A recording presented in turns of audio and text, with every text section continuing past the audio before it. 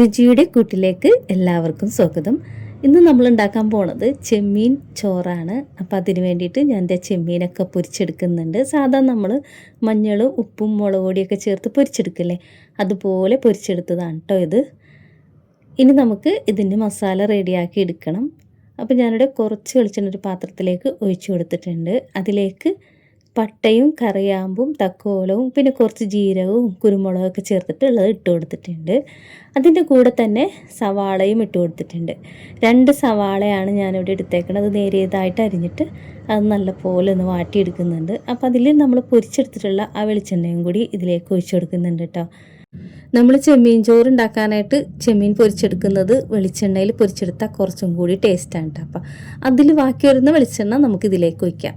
അപ്പോൾ സവാള വാടി വരുന്ന സമയം കൊണ്ട് ഞാനിവിടെ ഇഞ്ചി, വെളുത്തുള്ളി, പച്ചമുളക്, ചുവന്നുള്ളി ഒക്കെ ഇട്ട് കൊടുത്തിട്ടുണ്ട് കേട്ടോ. അപ്പോൾ ഇതിൻ്റെ അളവെന്ന് പറയണത് ഒരു 10 ചുവന്നുള്ളിയും 10 വെളുത്തുള്ളിയും പിന്നെ ഒരു 4 പച്ചമുളകും ഇട്ട് കൊടുത്തിട്ടുണ്ട്. അതും നല്ലപോലെ ഒന്ന് ചതച്ചെടുത്തിട്ടുണ്ട്. കൂടെ ഇഞ്ചിയും വെച്ചിട്ടുണ്ട് കേട്ടോ. അതും നല്ലപോലെ ചതച്ചെടുത്തതിന് ശേഷം നമ്മൾ ഇത് വാടി വരുമ്പോൾ അതിലേക്ക് നമ്മൾ ചതച്ചെടുത്തത് ഇതിലേക്ക് ഇട്ട് കൊടുക്കുക കേട്ടോ. അപ്പോൾ നമ്മൾ സവാള നല്ലപോലെ വാടി വന്നപ്പോൾ ചതച്ച് വെച്ചിട്ടുള്ളത് ഇട്ട് കൊടുത്തിട്ടുണ്ട്. ഇനി നല്ലപോലെ ഒന്ന് വഴറ്റിയെടുക്കണം. അപ്പോൾ ഈ പച്ചമസാലയും നല്ലപോലെ വാടി ആ പച്ചച്ചുവയൊക്കെ മാറി വരുമ്പോൾ 1/2 സ്പൂൺ കറി മസാലപ്പൊടിയും 1/4 സ്പൂൺ മഞ്ഞൾപ്പൊടിയും ചേർത്തിട്ട് ഒന്നുകൂടെ വഴറ്റിയെടുക്കാം. ഈ പൊടികളുടെ ആ പച്ചച്ചുവ മാറി വരുമ്പോൾ നമുക്കിതിലേക്ക് ചെമ്മീൻ പൊരിച്ചത് ഇട്ട് കൊടുക്കാം കേട്ടോ. പൊരിച്ച് വെച്ചിട്ടുള്ള ചെമ്മീൻ ഇട്ട് കൊടുക്കുന്നുണ്ട്. ഇത് വലിയ ചെമ്മീനാണെന്ന് ഓർത്തിട്ട് നിങ്ങൾ ചെറിയ ചെമ്മീനും കൊണ്ട് ഉണ്ടാക്കിയാൽ ടേസ്റ്റ് കുറവൊന്നും വരെയൊന്നുമില്ല കേട്ടോ. ചെറിയ ചെമ്മീനാണ് കൂടുതൽ ടേസ്റ്റ്. അപ്പോൾ ഇതുണ്ടായതുകൊണ്ട് ഇത് ഇട്ട് കൊടുത്തുന്നുള്ളൂ. ഇത് നല്ലപോലെ കൂട്ടി യോജിപ്പിച്ചതിന് ശേഷം നമുക്കിതിലേക്ക് വെള്ളം ഒഴിച്ച് കൊടുക്കാം.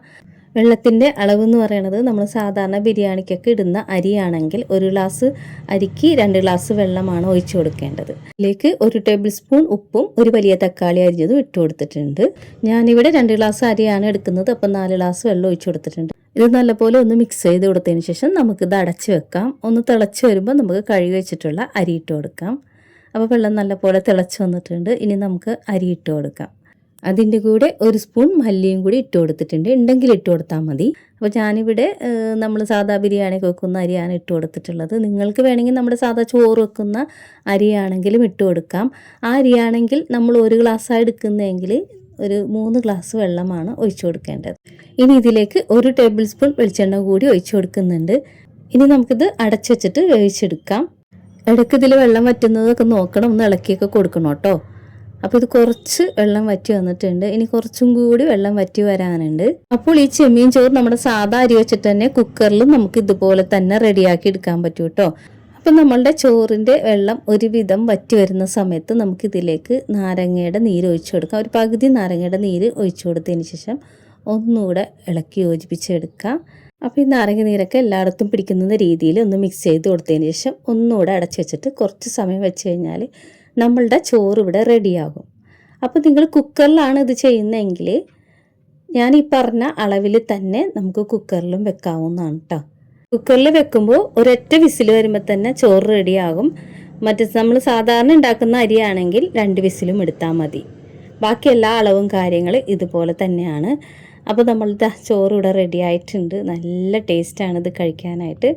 അപ്പോൾ നമ്മളുടെ വീഡിയോ നിങ്ങൾക്ക് ഇഷ്ടപ്പെട്ടിട്ടുണ്ടെങ്കിൽ ഒന്ന് ലൈക്ക് ചെയ്യാനും ഷെയർ ചെയ്യാനും സബ്സ്ക്രൈബ് ചെയ്യാനും മറക്കരുത്. അടുത്ത നല്ലൊരു വീഡിയോയുമായി വരുന്നതുവരെ ബൈ ഫ്രം കൂട്ട്.